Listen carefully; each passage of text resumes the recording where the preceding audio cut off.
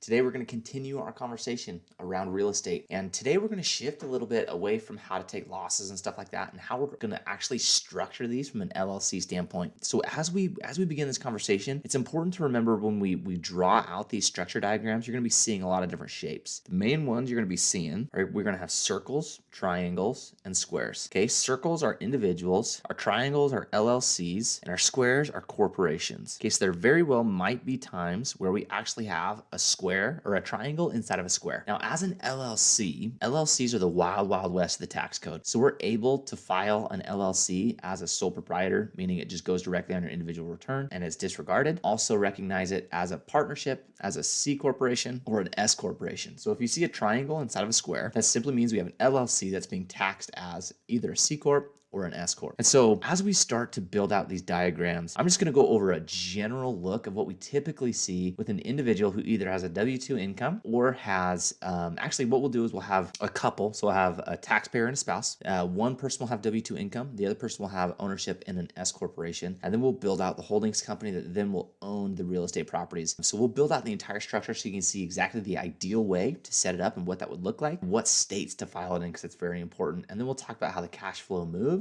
and what that looks like. So if we have our taxpayer and our spouse, we always start them with the top of our overall structure diagram. Okay, as we said, we'll have a square with a triangle inside, and we're going to have this taxed as an S corporation. For simplicity, we'll call this a property management company because we're in the lines of real estate, and so we're going to have our taxpayer be an actual real estate professional already because he owns a property management company. Okay, we're going to have our spouse get a W-2 from an outside job. So this is typically what it would look like. All right, now we would set up a holding company, and we call it a holding company because we actually file this in a different state than we would typically file the rest of our real estate activity. And this is going to be 50-50 between our spouse and our taxpayer. Now, we always choose for this, we choose Wyoming. The reason we choose Wyoming is because Wyoming is a non-disclosure state, meaning if you were to get into a lawsuit, you can't go into the Secretary of State website in Wyoming and figure out who owns that property. Okay, there are other non-disclosure states like Nevada is one of them. We choose Wyoming because it's cheaper and it's easier to set up an LLC within Wyoming. And so what we would do from here is we would then have an LLC in every single state that we have a property. So we're going to say that these people have 3 rental properties, okay? We're going to go RP1, RP2, RP3. We're going to say their first one, we're going to say that these are all long-term properties, okay? We're going to say the first one's in Arizona, the second one's in Idaho because I'm an Idaho boy, and the third one is in Florida. And so what we would do from this standpoint is we would have an LLC in Arizona for our real estate property number 1. We'd have another LLC in Idaho for real estate property number 2, and we have another LLC in Florida for real estate property number 3. Let's say, for example, that someone in the Arizona property falls out of a window, and there should have been some covering there, and you've been warned multiple times about it, and you didn't do anything to fix it. And so they decide to sue you. Okay, what they're going to do is they're going to jump on the county website, see who pays the taxes on behalf of that property. Okay, it's then going to go to this Arizona LLC. They're going to jump on the Secretary of State website, see who owns that Arizona LLC, and find that the Wyoming company owns that Arizona LLC. They're then going to jump on the Secretary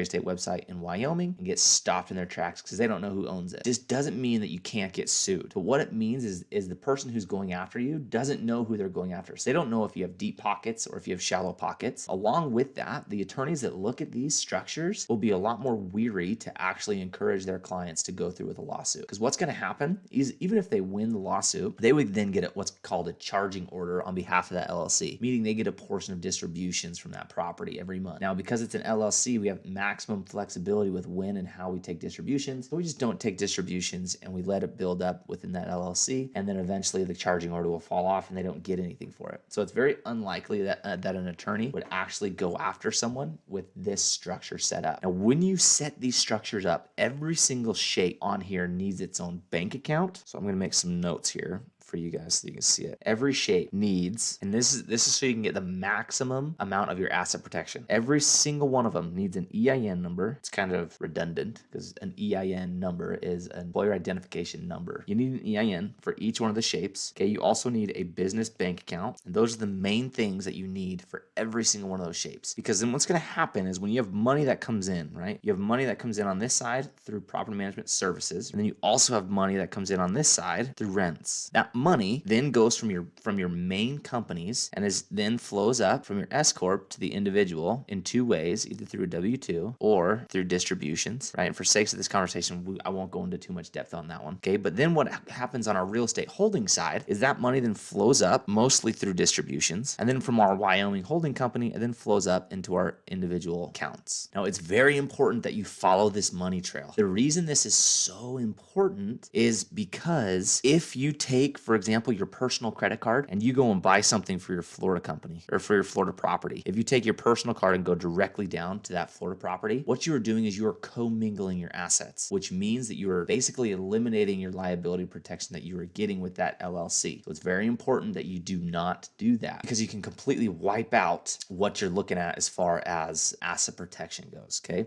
So this is a very standard, very simple setup, but it's also very, very effective, okay? Now this, again, is for long-term rental properties, right? These are all long-term. And what we can actually do between these is we can actually set up a property management agreement between our property management company and our properties that would make it even easier for our taxpayer to qualify as a real estate professional, meaning we're able to get the time spent on the property management side as well as going into those properties and materially participate to then take those losses against our ordinary income.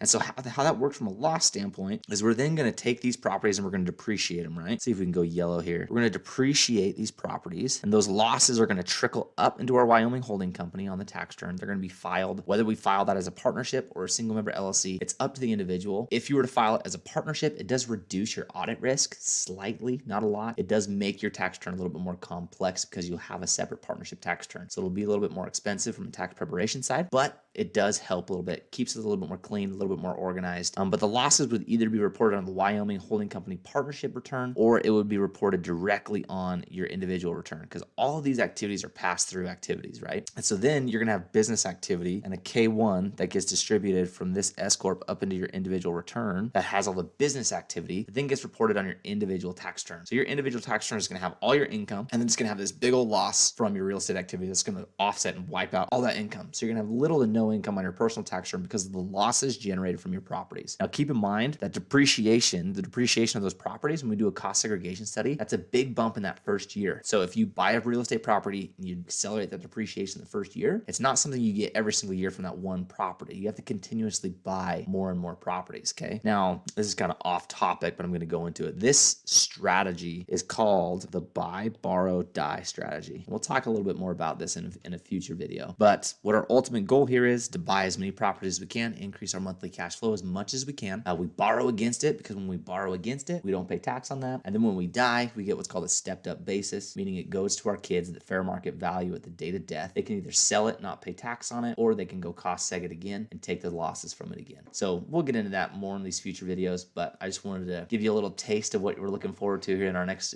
few videos. But what we're going to go through next is we're actually going to go through this same structure diagram here, but we're actually going to do it for Airbnbs and what it looks like and why it's different for Airbnbs. Okay, the big thing we got to make sure that we look at is there's material participation is an important topic that we're going to be talking about in our next video. Now, what we do with these, with the long-term properties, is we actually will treat all of these properties. We do what's called aggregation. We aggregate them all together on the tax return, and we treat them as one for timing purposes. We're able to do that because they're all long-term properties, and they're all treated the same under Section 469. Now, when we flip and we start talking about Airbnbs, it's different because those are not treated as rental properties in terms of 469 because the average rental period is less than 7 days. Okay, so we're going to jump in and talk about that here next. See you on the other side.